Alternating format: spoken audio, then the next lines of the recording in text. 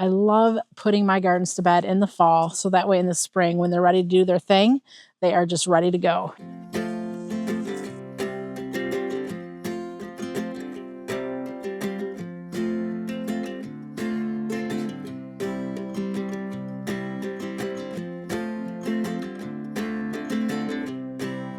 It's cleanup day at the cottage. Hi, I'm Heidi from Garden Crossings, and today Rod and Logan are going to be going through all of the flower beds here in the Northern Michigan garden and removing any annuals that need to get removed, trimming back any perennials or shrubs that need to be trimmed, and just getting it prepped and ready for winter. So we are located here in a zone like 5B, 6A, because we're by the lake. That really bumps us up a little bit more to that 6A hardiness zone. We are located in Michigan, as I mentioned. And for us being in this greenhouse industry or business, the time we have to get our garden beds cleaned up is in the fall. Obviously in the spring, we're growing the plants, we're shipping the plants so that you can be out in your gardens. And therefore that doesn't leave us a whole lot of time for us to get out in our gardens to do the cleanup. So that is why we do it here in the fall.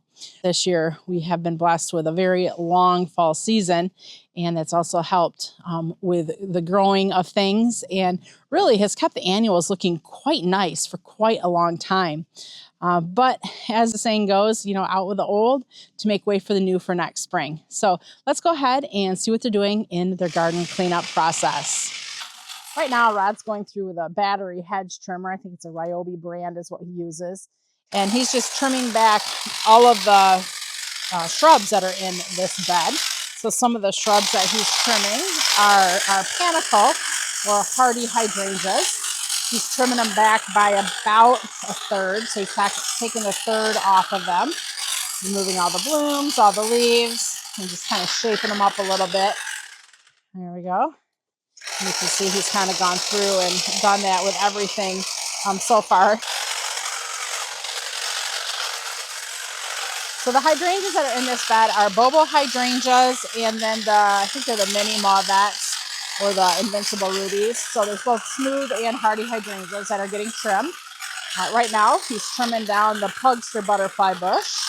He is just going to town. There's a lot that needs to get done in all of these beds in the landscape today. So they have probably about 6 hours to get it done in, and this is the most efficient way. Right now, he just trimmed back coneflowers. Those he's doing right at the base of the ground. Butterfly bush, he's trimming it in about half.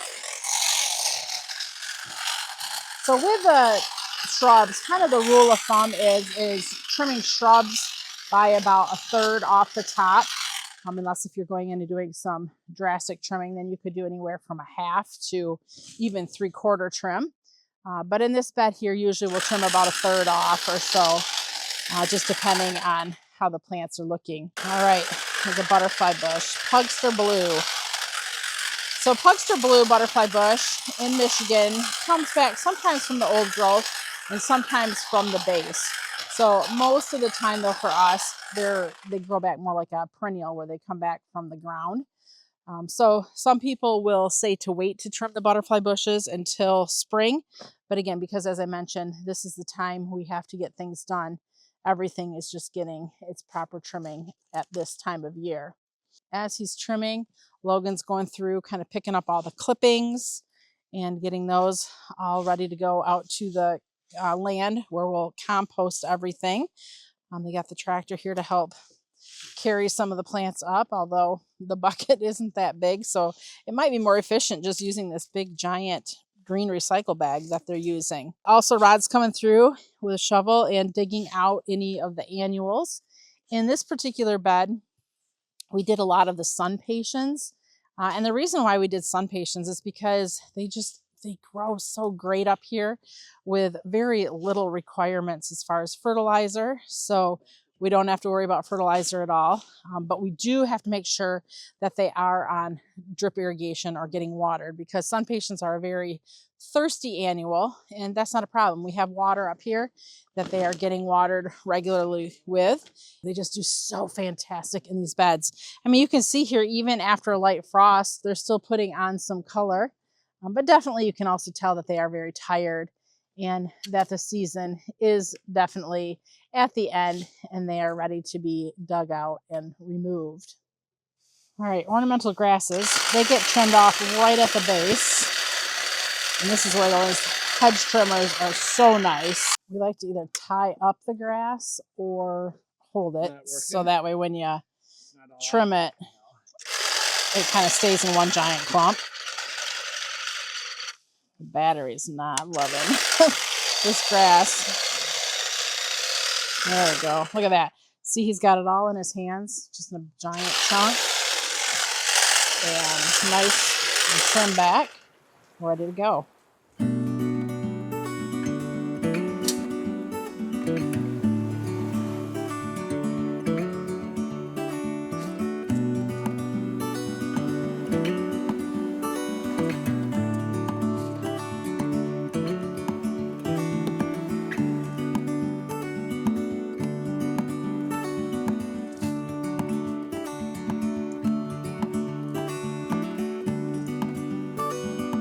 As they're digging out the sun patiens, there is a drip line in there, so he's being cautious not to cut through the drip line.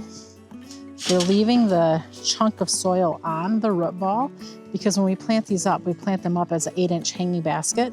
So there's a lot of soil that essentially goes back in this bed every year. So we do have to remove some when we're digging it out. And so by just removing that full root ball, that's helping to remove some of the soil as well.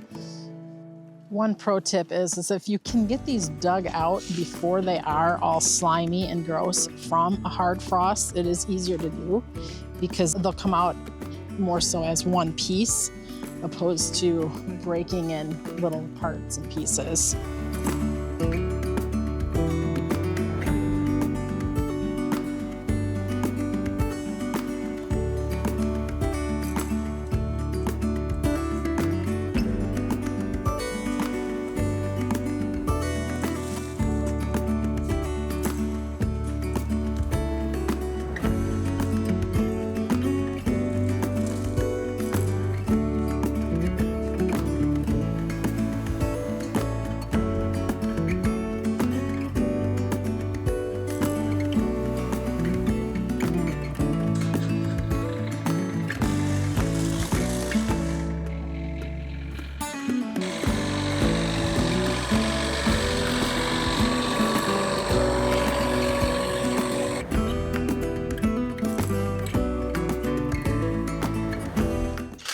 Lavender getting trimmed in half.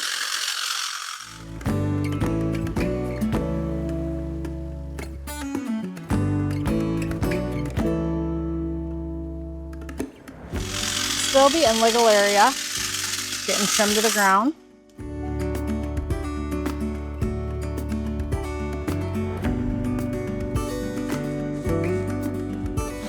So this is a very steep hill on the side of the cottage. You can see how we've built in several retaining walls just to kind of hold the hill back.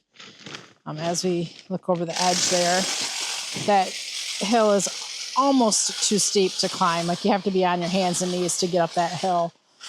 Also, this is a kind of a deer run we've seen, especially in the winter, where the deer just kind of take along the edge of our retaining walls and then they'll head down to the water.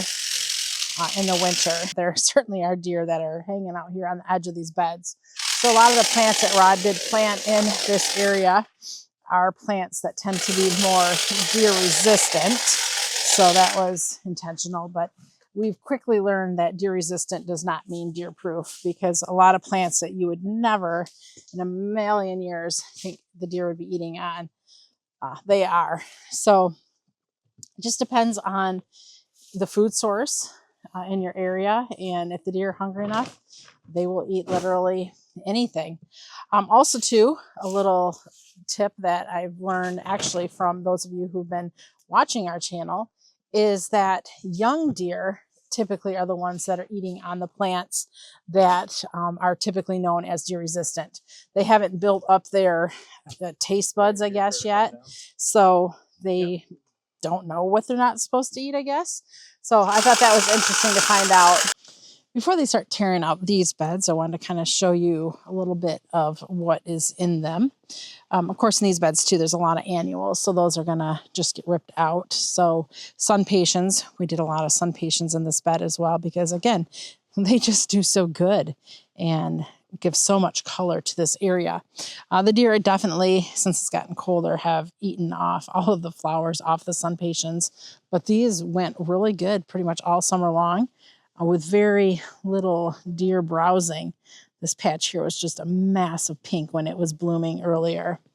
So what are we looking at as far as what perennials and shrubs are in this bed that are going to get trimmed back? We've got the hardy hibiscus right there. The rose mallow is another name for it. That will get trimmed back to the ground. This is something we always do in the fall. Although there may be other people that say to wait until spring. We trim it in the fall, and they do fine for us. Daylilies will be getting trimmed back. There's some monarda in here, some coreopsis. What else am I seeing? Pretty much that's what's kind of on this level. The next level up we go to, there's more monarda, more daylilies that'll get trimmed. Also some ligularia and lavender. The lavender will only get trimmed in half though. We don't trim lavender back to the ground. We just give that just a nice trimming in the fall. And that helps it so it doesn't get so woody in the spring when it comes back. This next level here, more daylilies. There's some Bernera that will get trimmed. Also, there are the Let's Dance Can Do hydrangeas. We're going to try to not trim on those because they've already set their buds for next season. So let me show you there on either side of that stem there. You see those little nubbies? That is next season's flowers and growth. So we're not going to do a lot of trimming. He might do a little tip trimming on it, but probably not as aggressive as what he would do on most of the other hydrangeas. Here's another good example. Looking at this stem, you can see all those little nubs going up and down, and that's all next year's growth. In the back there is the little line punch hydrangea. Those will get trimmed back by about a third just to kind of get them nice and shaped up. Those are the panicle or hardy hydrangeas. They bloom off a new growth, so you can trim them in the fall or in the spring and not worry about sacrificing the blooms for the following season. Also, there's a little bit of ornamental grass here. This is the Carl Forrester grass. He'll probably trim those all back as well, just to get this bed totally cleaned up and ready for next spring.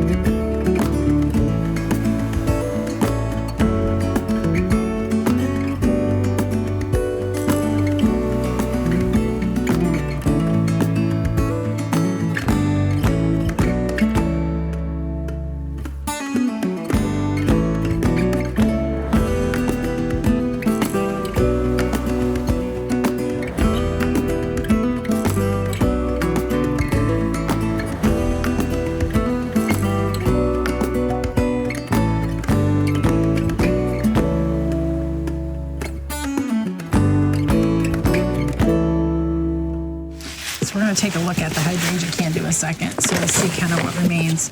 So we took off about maybe 4 to 6 inches, but what we're still looking for is these buds here. So that will be, you know, all growth for next year, as long as it doesn't have winter kill. So especially in areas where it's cooler, sometimes you experience winter kill, and then that's when you kind of lose your first round of blooms of the season. But that's what's nice about the Let's Dance series, is even if you are in a very cold area or you trim it, maybe as you shouldn't, you do get those reliable second blooms on the new growth. So definitely, if you're looking for a gorgeous big leaf hydrangea, the Let's Dance series is a fantastic cold hardy line that we've really been quite pleased with their reblooming capabilities, and even to holding on to those buds through the winter so that it blooms early on in the season as well.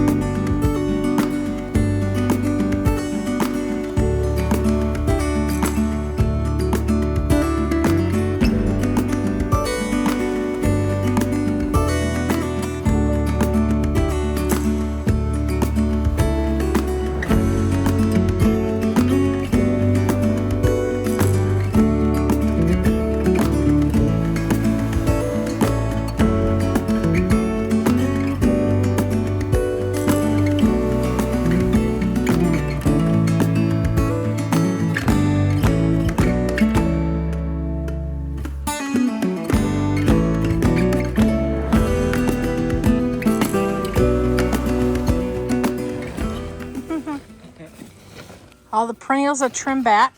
He's got the bobo hydrangeas up against the house, trimmed to about 2 foot tall.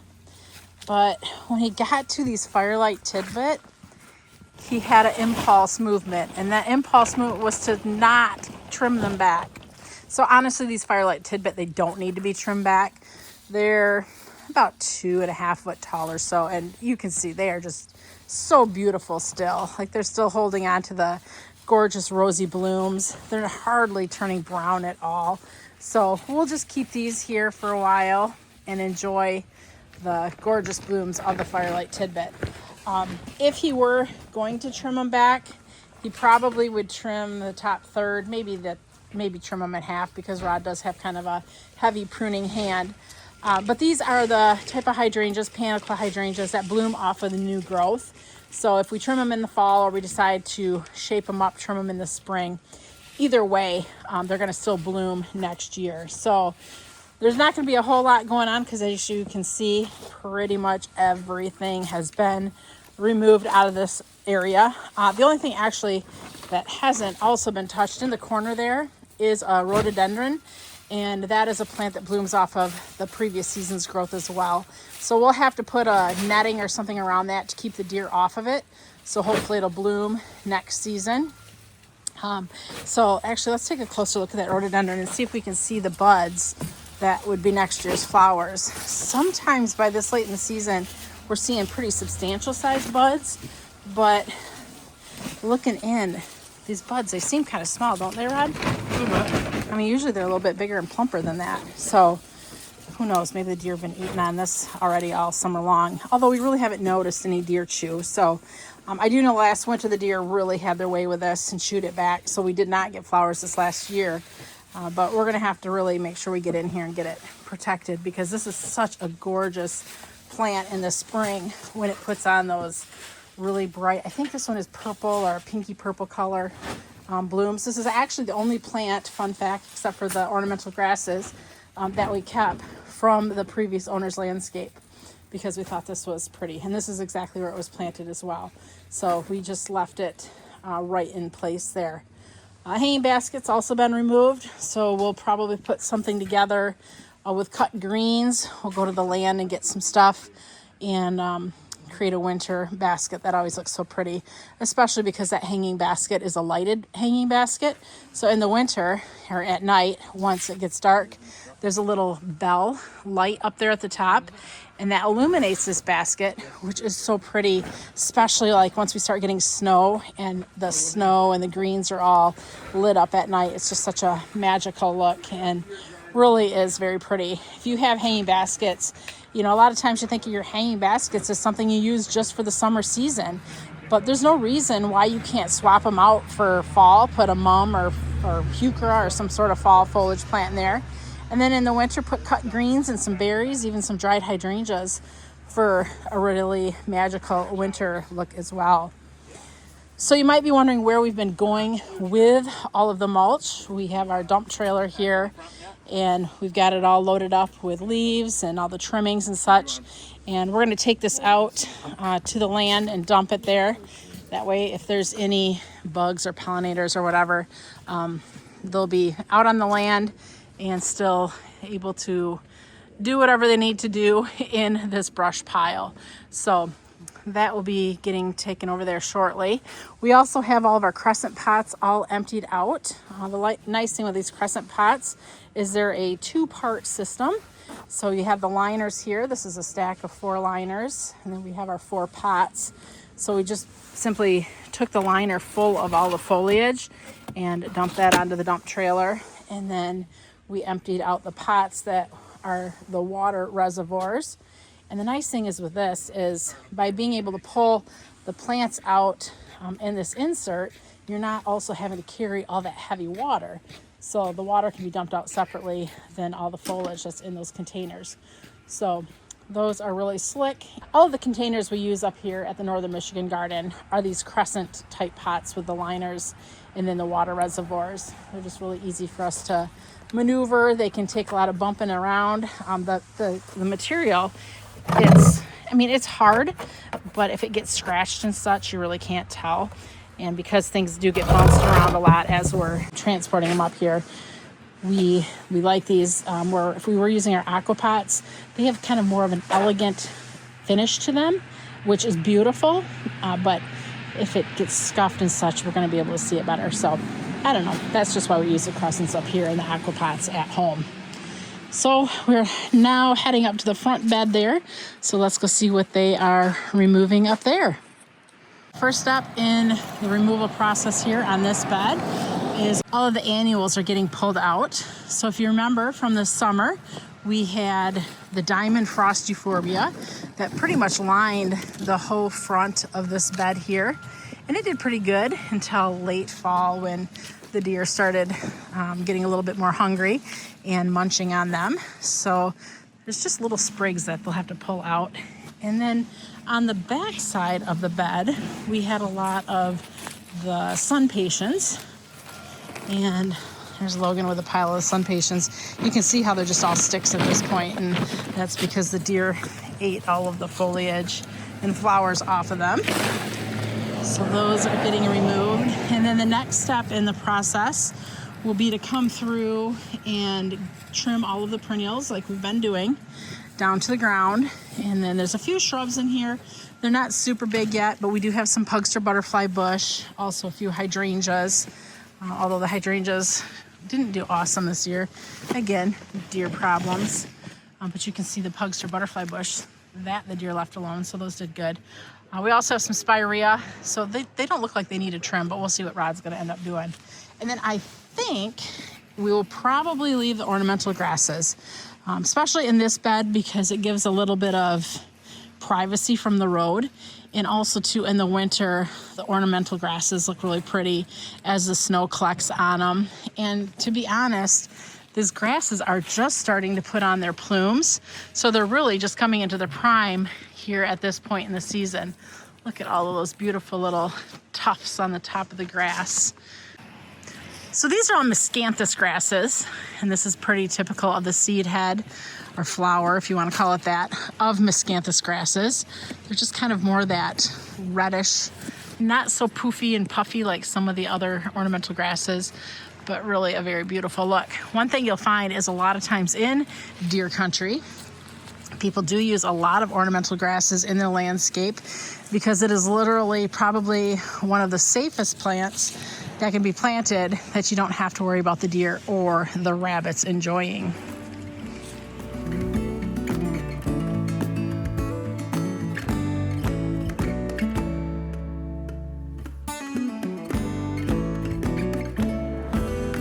some of the other plants in this area, as I mentioned, were spirea, which are shrubs. Also pugster butterfly bush, both of which have been really not touched by the deer, so that's good. Also, we've got lavender in this bed, and the lavender too was another plant that fared very well in deer country here. It's pretty too. It's still blooming here in late September. We've got some Bernera, which those also were fine. The deer didn't really touch them at all. Oh, what else do we got here? There was some salvia and veronica, and I think those two, for the most part, did pretty well without having a lot of nibbling going on by the deer. We did plant some roses. That was a big no-no. The deer definitely ate the roses, especially the flowers, off the bushes. So that was not a good call. So next year we'll probably put a few more perennials in. Again, looking for things that are supposed to be deer resistant. This is definitely a bed where we're kind of doing a little bit of trial and error. Certainly things we know the deer may touch, we're prepared for, but it's those things that the deer are supposed to stay away from that kind of caught us a little bit off guard in a way. I mean, obviously we know deer can eat anything, but it did still kind of catch us off guard because Rod had thought, for the most part, most of the things he put in here should have been fairly decent. All right, what's he going to do with the spireas? All right, so he says he's not going to touch them. They actually are pretty small yet, and honestly, they don't need to be trimmed. That is a nice thing with spirea, is a lot of times they don't need much maintenance. So very easy shrub to deal with in the garden.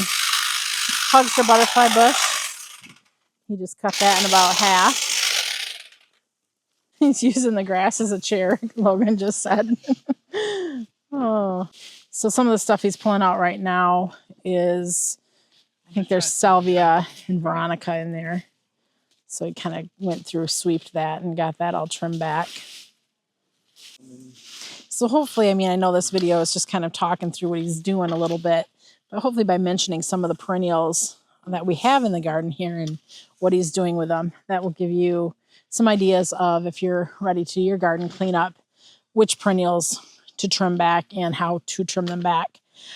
Although obviously we're only hitting a few perennials, and then it's the ones that we're growing, you can kind of see, for us, there is no rule really when it comes to perennials.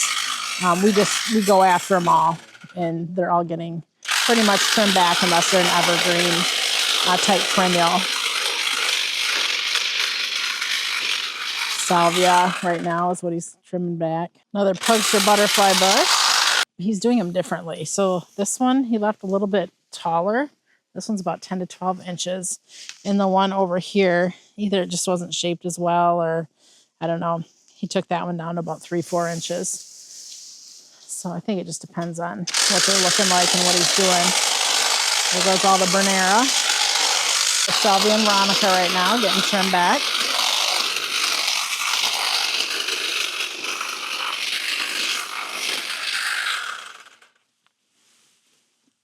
Behind them is the Agastache. That's the summer-long Agastache. So that is a zone 7 plant, and it did fantastic throughout the summer here. It looks like for that one, he's just giving it a light haircut, trimming it back to maybe 6 or so inches.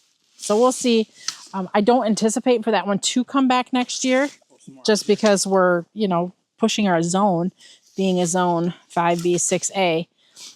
So if it comes back, wonderful. If not, well, the plant didn't owe us anything at this point, because it bloomed all summer long like an annual did, and is fantastic. So hopefully it comes back. I mean, that'd be nice. But if it doesn't, we'll certainly plant more next year, and we'll plant it up as an annual, because it was just so gorgeous all summer long.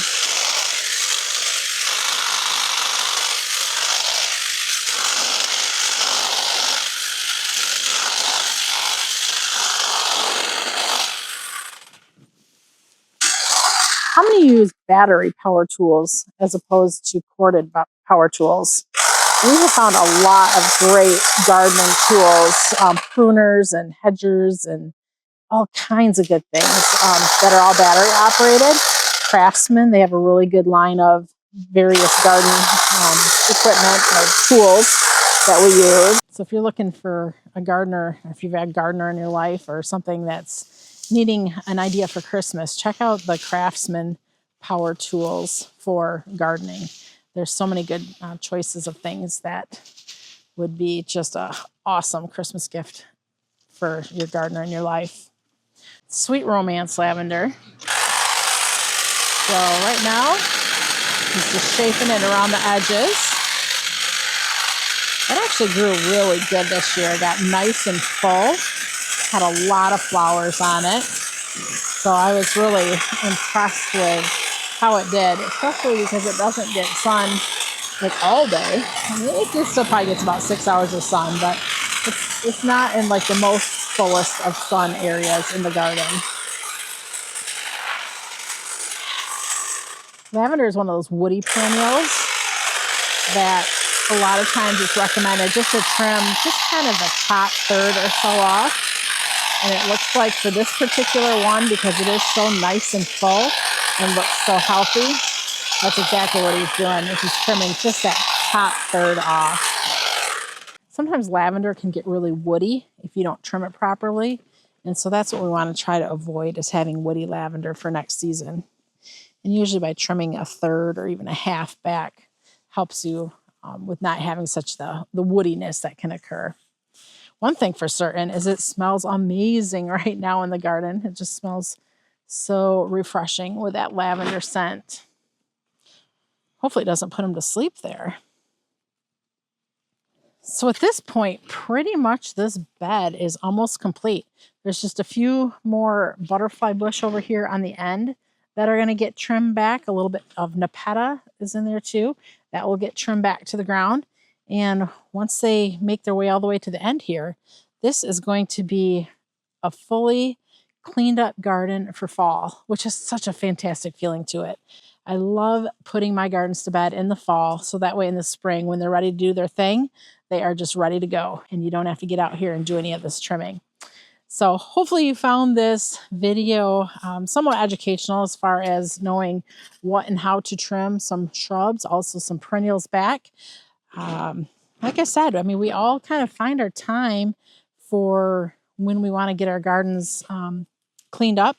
For us, it works here in the fall because we're just so busy in the spring getting all the plants grown and shipped directly to your door.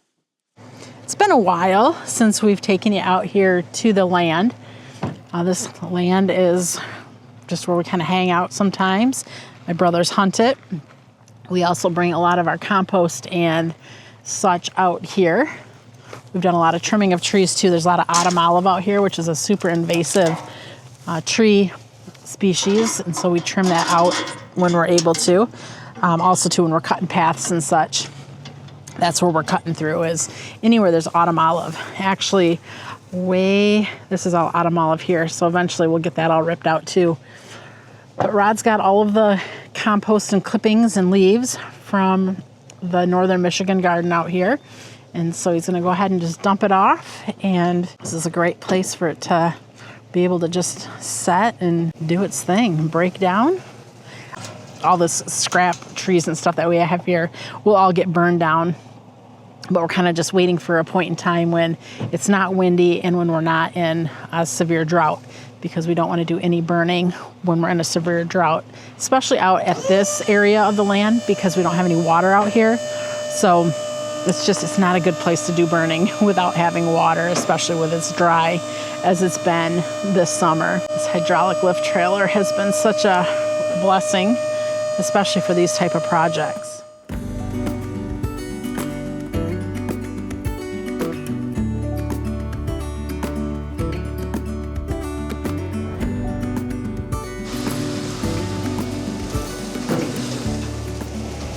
Look at there, isn't that so slick? All the stuff's in the pile, the trailer's empty.